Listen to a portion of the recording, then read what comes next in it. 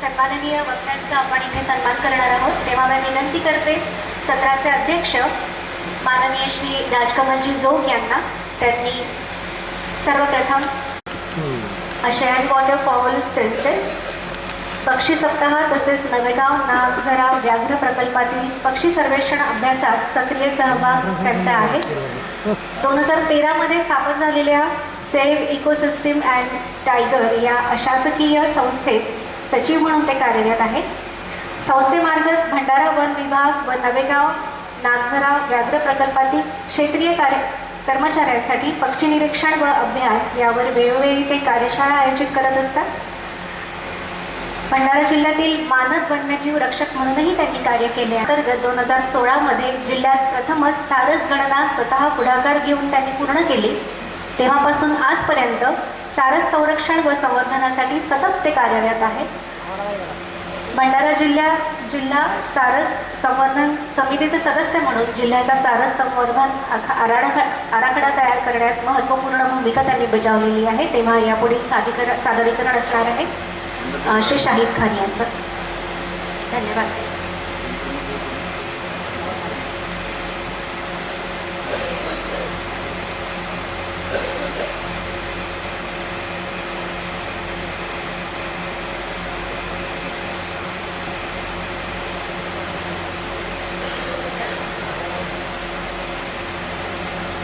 नमस्कार सर्वांना. महाराष्ट्रातून आलेले आमचे सर्व पक्षी अभ्यासक, पक्षी मित्र आणि वरिष्ठ मार्गदर्शक, सर्वप्रथम सर्वांचे स्वागत करतो.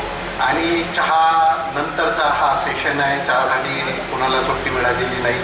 तर मुख्य म्हणजे आपल्याला वेळ वाचवायचा आहे आणि मला पण 20 मिनिटामध्ये हे प्रेझेंटेशन द्यायचे आहे, जे मला होणार नाही, पण तरी पण मी प्रयत्न करतो की सारसबद्दल जसं आपल्या महाराष्ट्रामध्ये 3 अशा प्रजाती आहेत ज्या नष्ट होण्याच्या पातळीवर आहेत. त्यामध्ये माळढो, तनमो आणि तिसरं सारस. तर सारसबद्दल जर आमच्या इकडे जर आपण बोलायला गेलं आणि नवीन जोडप्याला म्हटलं की तुम्ही सारखा तुमचा जोड आहे, तर तो नवीन जोडपं लगेच खुश होऊन येतं. कारण की सारस हा सुंदरतेचा प्रतीक आहे, त्या व्यतिरिक्त जोडीच्या प्रतीक आहे. जोपर्यंत सारसाची जोडी तुटत नाही तोपर्यंत तो आपला साथीदार बदलत नाही. यासाठी सारस हा खूप महत्वपूर्ण आहे. नेक्स्ट, तर हॅलो, स्लाइड समोर घ्यावी. स्लाइड. तर सारसाला एक ऐतिहासिक वारसा आहे. नेक्स्ट, तर सारस हा सामाजिक बंध म्हणून एक ओळखला जातो. नेक्स्ट, सारस हा आपल्या धर्मग्रंथामध्ये आणि ऐतिहासिक असं हा पात्र, आणि रामायणामध्ये वाल्मिकी ऋषींनी वाल्मिकी ऋषींनी रामायणामधील प्रथम बंध लिहिले, त्यामध्ये सारसाचा उल्लेख केलेला आहे. नेक्स्ट, तर सारस हा आपल्या भारतामध्ये बहुतेक चांगल्या प्रमाणे होतं, पण जसे इंग्रजांनी जशी वाघांची शिकार केली त्या प्रकारे त्यांनी सारसांची पण शिकार केली. तर सारस हळूहळू आपल्या भूमीतून कमी होत गेले. तर 1996 ला नवेगाव बांधायची पाचवे विदर्भ पक्षी मित्र संमेलन झाले होते. त्या विदर्भ पक्षी मित्र संमेलनामध्ये सारस हा पक्षी आपला त्या सारस पक्ष्यांवरच तो विषय ठेवण्यात आलेला होता. नेक्स्ट, तर सारस पक्ष्याबद्दल जर बोलायचं झालं तर माझी जितकी उंची आहे जवळपास इतक्या उंचीचा जेव्हा तो सरळ उभा असतो मान करून, तेव्हा सारस पक्षी माझ्या इतक्या जवळपास उंचीचा नर दिसतो. माझ्या त्या खांद्याच्या पेक्षा थोडं कमी ची माती असते.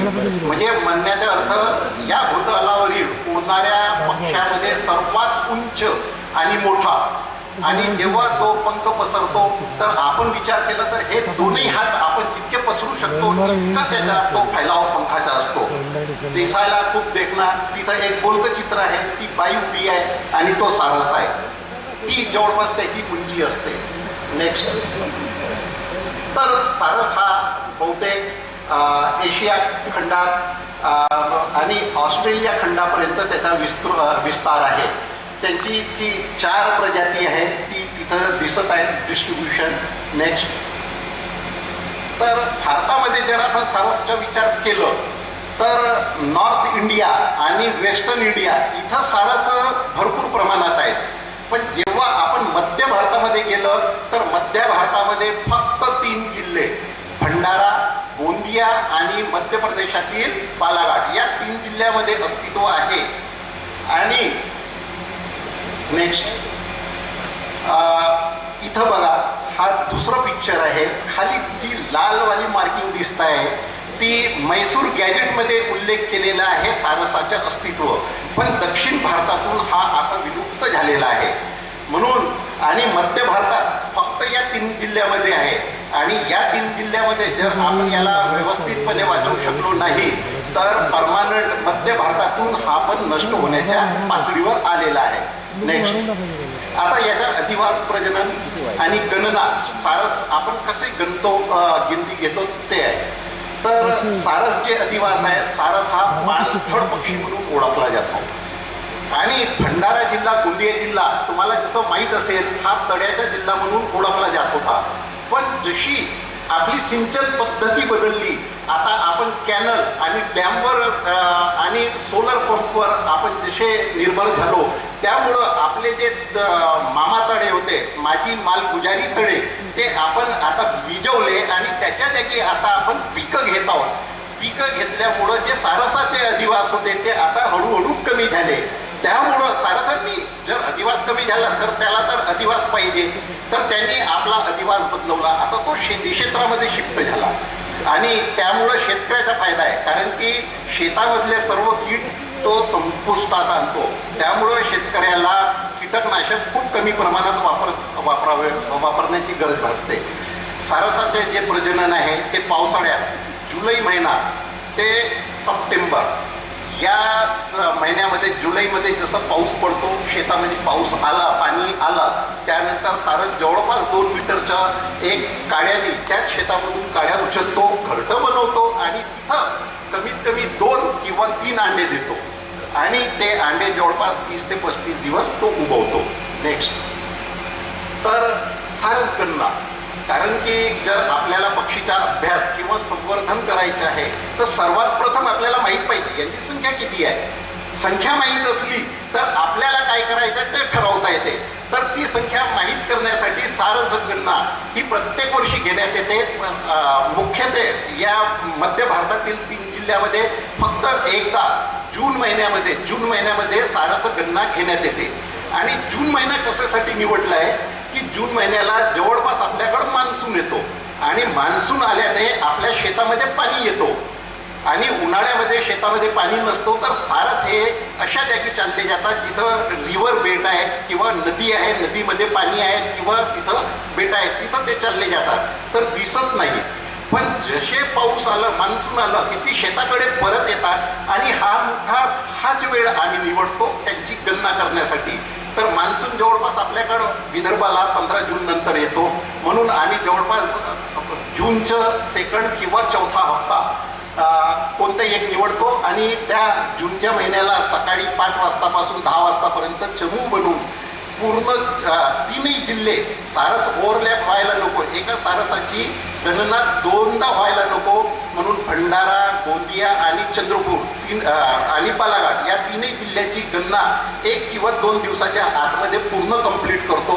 त्यानंतर त्यांचे जर ओव्हरलॅपिंग असतील तर ते काउंट केल्यानंतर त्यांची संख्या कमी जास्त करण्यात येते आणि सरतेशेवटी वन विभागाची डेटा कलेक्ट करून वन विभागामार्फत आम्ही ते डिक्लेअर करतो.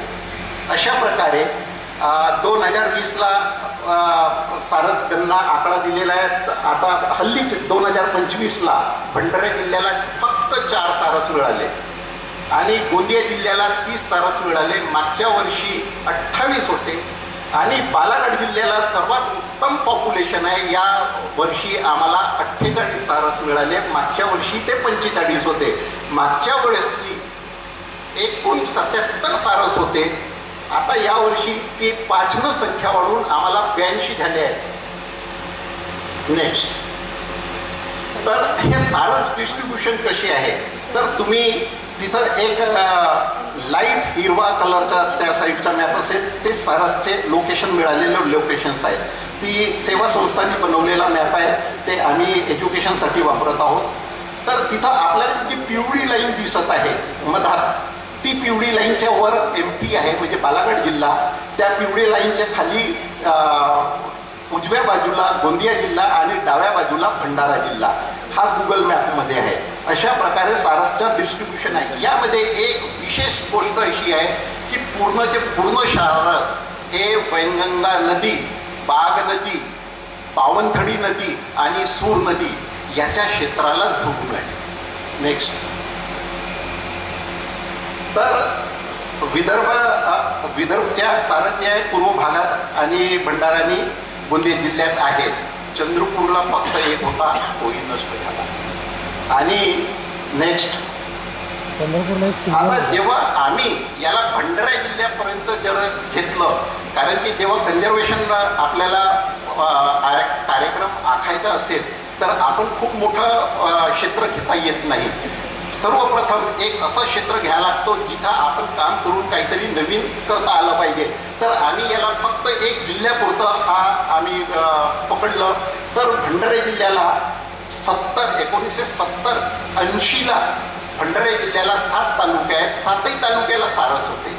पण सध्या स्थिती अशी आहे की भंडाऱ्याला फक्त 2 आणि तिसरं म्हणजे भंडारा जिल्ह्याचे तुमसर आणि मोवाडी या 2 तालुक्यामध्ये सारस आहे. तर याला धोके काय आहेत? नेक्स्ट, तर सारसला धोके आहेत त्यांच्या अधिवास बदलत आहे. अधिवासमध्ये आता ते पाणस्थळ पक्षी होते आणि मामा तलाव कमी झाल्याने त्यांनी धानाच्या शेतामध्ये आपला प्रस्थान बदलवला. पण आता धानाच्या शेतामध्येही आमच्या इकडे पीक बदलत आहे. धानाच्या ऐवजी कॅश क्रॉप म्हणून लोक ऊस घेऊ लागले. तर ऊसाची जिथं शेत आली त्या शेतातून सारस नष्ट झाला. त्या व्यतिरिक्त मामा तलाव बदलले, पाणस्थळचे डिग्रेडेशन झालं. कृषीभूमी आता कोणी सोडायला तयार नाही. जिथं सारस थांबायचे, जे शेत पाण्यामध्ये वर्षभर डुबून राहायची, तिथं पूर्वी शेतकरी पीक घेत नसत. पण आता शेतीचे भाव वाढले, पिकांचे भाव वाढले, शेती करू लागले, तर सारसांचा अधिवास नष्ट झाला. त्या व्यतिरिक्त कीटकनाशक, रासायनिक खत यांचा वापर वाढला. नेक्स्ट, तर सारसांच्या घरट्यांचा नाश.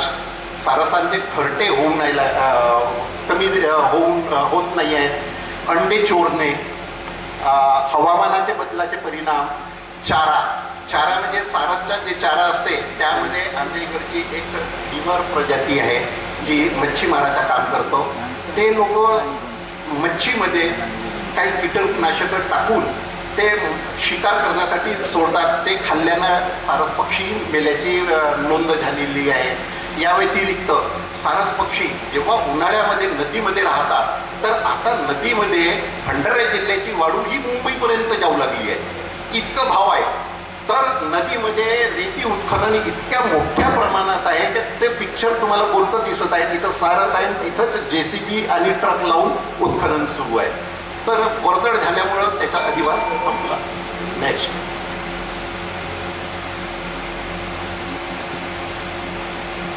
नेक्स्ट, आता संरक्षण संवर्धन मॉडेल. तर नेक्स्ट, सारस संवर्धनसाठी आम्ही 2016 पासून भंडारा जिल्ह्याला सारस गणना करत होतो. पण सारस कमी होत आहे ही बातमी लोकमतला 2020ला प्रसिद्ध झाली आणि या बातमीचं हमखास मुंबई उच्च न्यायालयाच्या नागपूर खंडपीठाने दखल घेतली आणि त्यांनी सुमोटो एक PIL दाखल करून घेतली आणि महाराष्ट्र शासनाला आणि वन विभागाला त्यांनी सारस संवर्धनासाठी एक मॉडेल बनवण्यासाठी भंडारा, गोंदिया आणि चंद्रपूर या 3ही जिल्ह्यामध्ये सारस संवर्धन कमिटी स्थापन करण्यास भाग पडलं. सारस संवर्धन आराखडा बनवण्यास भाग पडलं आणि त्यानंतर सर्व विभाग तिथं पूर्वीला फक्त NGO किंवा वन विभाग सारस वाचवण्यासाठी कार्य करत होते. पण जेव्हापासून हायकोर्टनी यामध्ये दखल घेतली तेव्हापासून विद्युत विभाग, कृषी विभाग, पाटबंधारे विभाग, मच्छीमार विभाग, आणि जिल्हा परिषदच्या एज्युकेशन ह्या सर्व विभागांनी आपापली कार्ययोजना त्याच्या आराखड्यामध्ये